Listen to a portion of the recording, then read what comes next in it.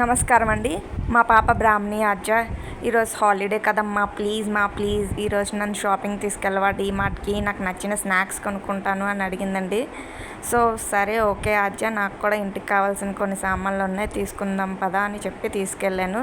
ఇప్పుడు పిల్లల గురించి తెలుసు కదండి, చట్ మాంగ్ని పట్ బిహా అన్నట్టు అలా అడగడమే ఆలస్యం. మనం వెంటనే ఏం కావాలంటే అవి కొనేస్తున్నాము. సో నేను బ్రాహ్మణి ఆద్యకి చెప్పాను, నాకు ఇంటికి కావాల్సిన సామాన్లు కూడా నువ్వే కొనాలి, నీవు కొనుక్కునే వాటితో పాటు అని చెప్పి. సో నేను టెస్ట్ చేద్దాం అనుకున్నాను బ్రాహ్మణి ఆద్యకి ఎంత రెస్పాన్సిబిలిటీ ఉంది, ఎంత మెచ్యూరిటీ ఉందో టెస్ట్ చేద్దామని. ఆయిల్ తీసుకుంది, పప్పు తీసుకుంది, అంటే ఇంకా చాలా సామాన్లు తీసుకుందండి, మీరు చూస్తారు. పర్వాలేదు, ఆ ఏజ్కి తీసుకుంది. మనం కూడా చిన్నప్పుడు అంతే కదండి, అమ్మతో షాపింగ్కి వెళ్దాం అని చెప్పి వెళ్ళేవాళ్ళం. మనకు అప్పట్లో ఇంత మాల్స్, డీమార్ట్ అలాంటివి ఏమి లేకపోయినా సరే చిన్న పచారీ షాపులకైనా సరే అమ్మతో వెళ్ళమంటే హ్యాపీ. ఎందుకంటే అక్కడ అమ్మ మనకి ఏమైనా చాక్లెట్ కానీ బిస్కెట్ కానీ ఏమైనా కొంటుందని. ఇప్పుడు వీళ్ళకున్నంత ఇంత ఫెసిలిటీస్ మనకేం లేవు కదండి. ఇప్పుడైతే వీళ్ళు అడగడమే ఆలస్యం, అడగకుండానే మనం కొనిచ్చేస్తున్నాము. అప్పుడు మనం 5 స్టార్ చాక్లెట్ కొనిపించుకోవాలంటే చాలా పెద్ద యుద్ధమే చేయాల్సి వచ్చేది. ఆ కొన్న తర్వాత దాన్ని 2 hours దాచుకొని మరీ తినేవాళ్ళం, ఎందుకంటే ఇట్ ఈస్ 5 స్టార్.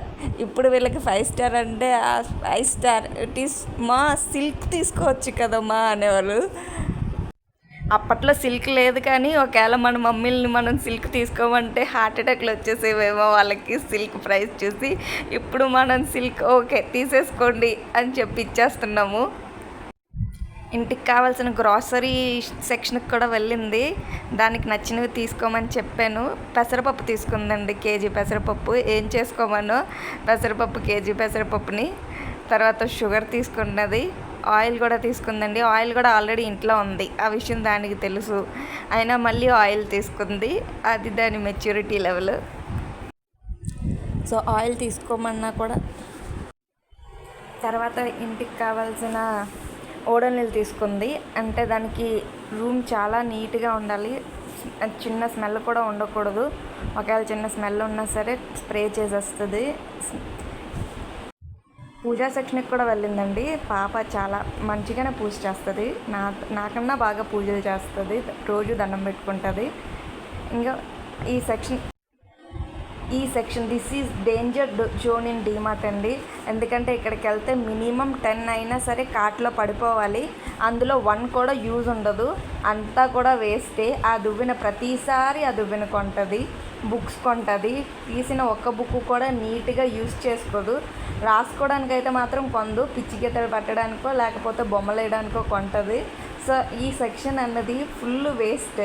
అయినా సరే ఈ సెక్షన్ నుంచి మినిమం 10 ఐటమ్స్ అయినా సరే కార్ట్లో ప్రతిసారి పడాల్సిందే. చూడండి ఇప్పుడు ఎతుకుతుంది, ఏమెతుకుతుందో నాకు తెలీదు. పెన్సిల్స్, ప్రతిసారి పెన్సిల్స్ కొనుక్కోవడం, షార్ప్ చేసేయడం.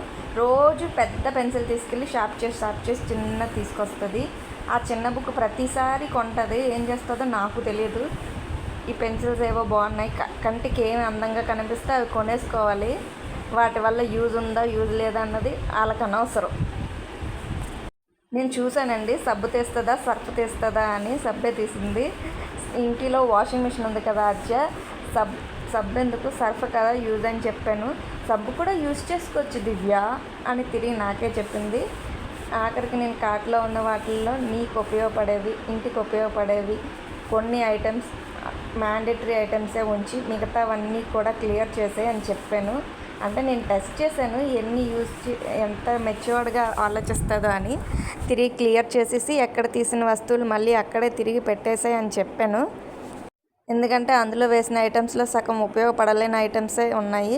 అసలు డీమార్ట్కి మేడం వచ్చిందే మ్యాగీ కోసం. Maggi must and should, Maggi నేను తీసానంటే అస్సలు ఊరుకోదు. సో తీసిన వస్తువులన్నీ నీట్గా పెట్టామని చెప్తే వెళ్తుంది. ఆ 3 చాక్లెట్స్లో నుంచి నేను చెప్పాను, వెళ్ళి 2 చాక్లెట్స్ సెలెక్ట్ చేసుకో, 1 చాక్లెటే సెలెక్ట్ చేసుకో, 2 చాక్లెట్స్ రిటర్న్ ఇచ్చేయని. ఎందుకంటే నేను ఆ 3 కాదు కదా, ఇంకో 30 కొన్నా కూడా అవన్నీ 1 అవర్లో ఫినిష్ చేసేయాలి. మళ్ళీ రేపు పొద్దున ఫ్రెష్గా కొత్త చాక్లెట్స్ కొనుక్కోవాలి. మనం చాక్లెట్స్ ఇస్తే అన్నం కూడా వదిలేసి చాక్లెట్సే తింటుంది. అంటే మనం కూడా చిన్నప్పుడు ఒకవేళ మనకు ఆ ఫెసిలిటీస్ ఉన్నా మనము అలాగే చేసేవాళ్ళం అనుకోండి. కానీ మన మమ్మీ డాడీ మనకు అంత ఛాన్స్ ఇచ్చేవాళ్ళు కాదులేండి. చిన్నప్పుడు చాలా డిసిప్లైన్డ్గానే ఉంచేవాళ్ళు. మనమే ఇంకా ఇక్కడ వీళ్ళని ఎక్కువ గారాబం చేస్తున్నామేమో అన్న ఫీలింగ్ నాకుంది. సో ఎక్కడ తీసిన వస్తువులు మళ్ళీ అక్కడ పెట్టేసింది. తిరిగి చాక్లెట్స్ పెట్టడానికి మనసు రాలేదు, కానీ తప్పలేదు దానికి. బయట ఉన్నప్పుడు దీనిలో ఉన్న రామాచారి బయటకు వస్తాడు. అంటే చెప్పిన మాట ఖచ్చితంగా కొత్త ప్లేస్కి వెళ్ళినప్పుడు కొత్త వాళ్ళతో ఉన్నప్పుడు మాత్రం చెప్పిన పని అంతా చేస్తుంది. ఇంట్లో ఉన్నప్పుడు మాత్రం అస్సలు అబ్బాయి ఛాన్సే లేదు.